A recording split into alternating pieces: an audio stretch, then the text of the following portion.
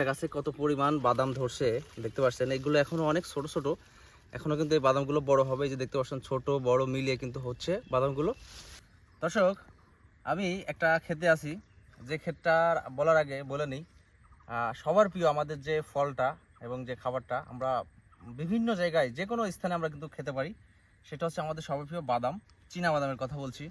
আমরা বিভিন্ন জায়গায় বাসে, ট্রেনে, পার্কে বা যে কোনো জায়গায় গল্প গুজব করতে গেলে কিন্তু আমরা চীনা বাদাম খেয়ে থাকি।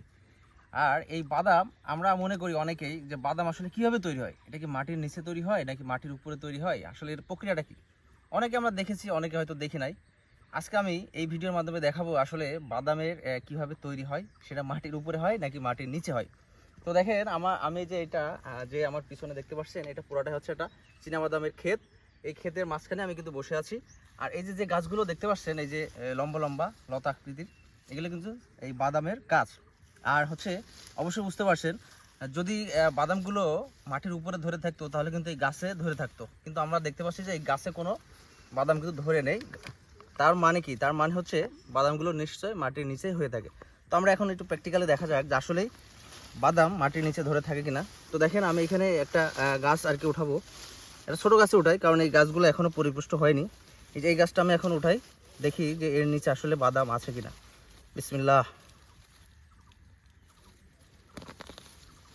ওয়াও! দর্শক দেখেন, আমি যে একটা মাত্র গাছ উঠাইছি, গাছের শিকড় কিন্তু একটা। এই যে দেখেন, একটা গাছে কত পরিমাণ বাদাম ধরছে দেখতে পাচ্ছেন। এগুলো এখনো অনেক ছোট ছোট, এখনো কিন্তু এই বাদামগুলো বড় হবে। এই যে দেখতে পাচ্ছেন ছোট বড় মিলিয়ে কিন্তু হচ্ছে বাদামগুলো। এই যে দেখেন,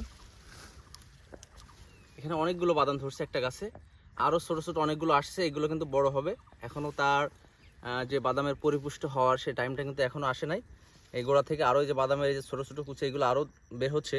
তো সব মিলে এখনও 1 মাস 1.5 মাস এই বাদামগুলো পরিপুষ্ট হতে টাইম লাগবে।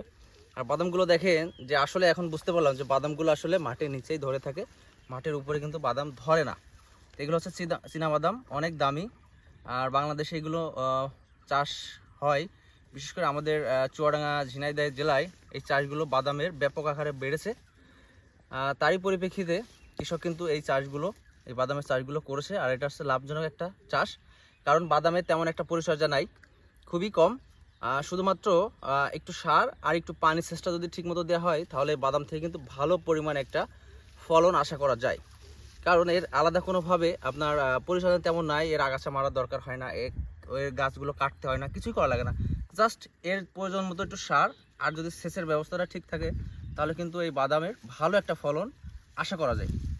তো দর্শক, অনেকেই আর কি আমরা জানতাম না যে আসলে বাদাম মাটির নিচে ধরে নাকি উপরে ধরে। তা আমি এটার মাধ্যমে দেখানোর চেষ্টা করলাম যে আসলে বাদাম মাটির নিচেই ধরে। আর আরেকটা বিষয়, যেখানে মোটামুটি একটু বেলে মাটি, মানে বালি টাইপের মাটি আছে, সেখানে কিন্তু বাদামের ফলনটা অনেক বেশি ভালো হয়।